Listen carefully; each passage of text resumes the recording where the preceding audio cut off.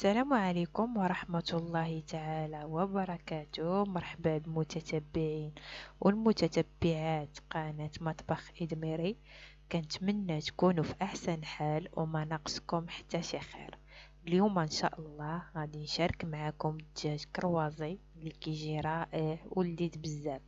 خليكم مع المقادير وطريقة التحضير من بعد المقدمة.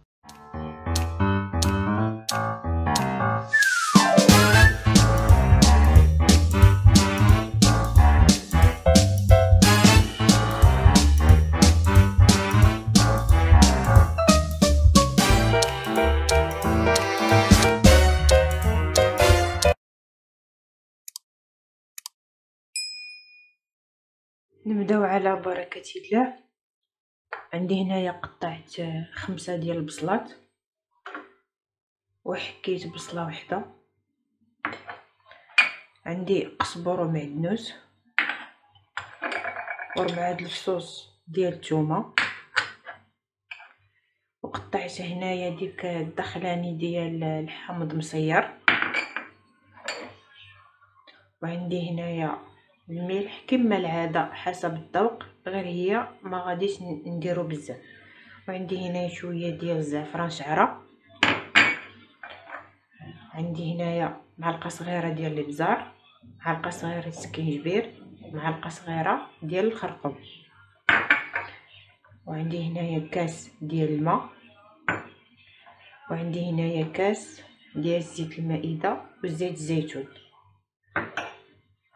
وعندي هنايا دجاجه.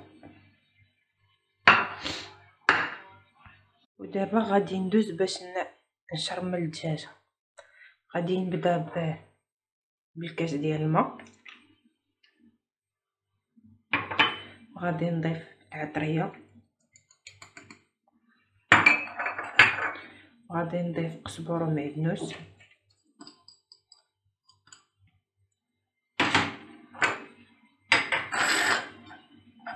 وغادي نحك هاد 4 الفصوص ديال الثومه،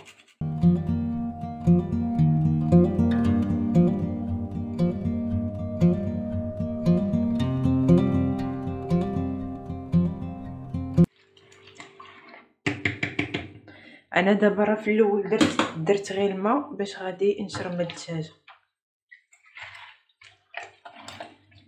غادي ندخل ليها مزيان هاد العطريه هادي،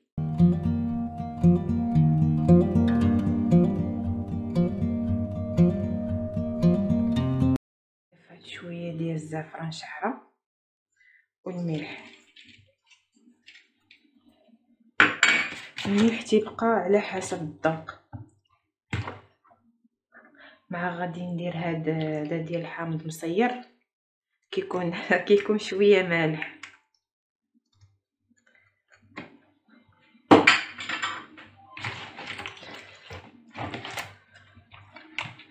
انا هنايا غادي نغطيها واحد الساعه ديال المكانه ونرجع لكم. ها هي من بعد ما دازت ساعه غادي نديرها في كوكوط،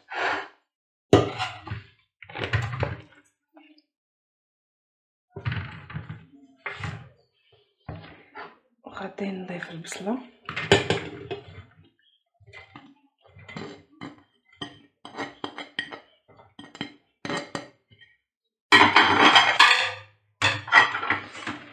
غادي نضيف هاد العطريه هذه اللي بقات،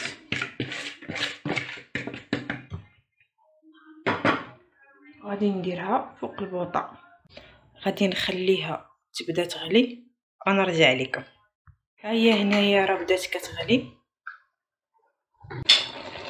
وهنايا غادي نضيف ليها الماء اللي غليان واحد شويه بحال هكا.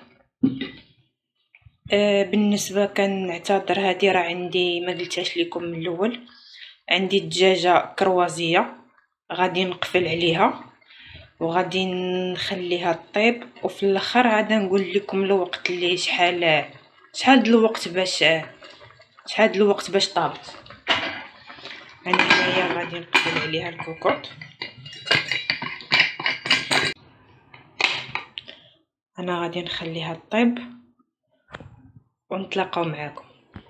ها هي من بعد ما طابت خدات ليا 20 دقيقه. ها هي المريقه كتقلى.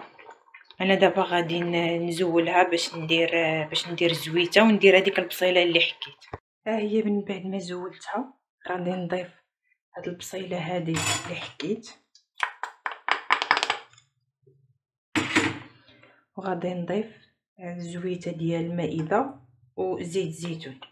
هنايا الزيت غادي نضيفها تدريجيا غير بنين ما تقلات ليا هاد المريق. وهنا غادي نضيف هاد الكبيدات هادو راه دياولو نيت.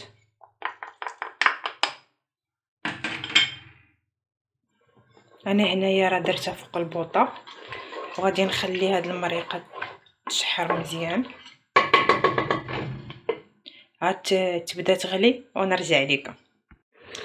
هيا المريقه هنايا راه بدات كتغلي،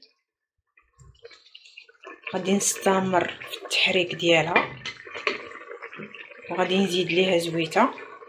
الزيت كنزيدو تدريجيا.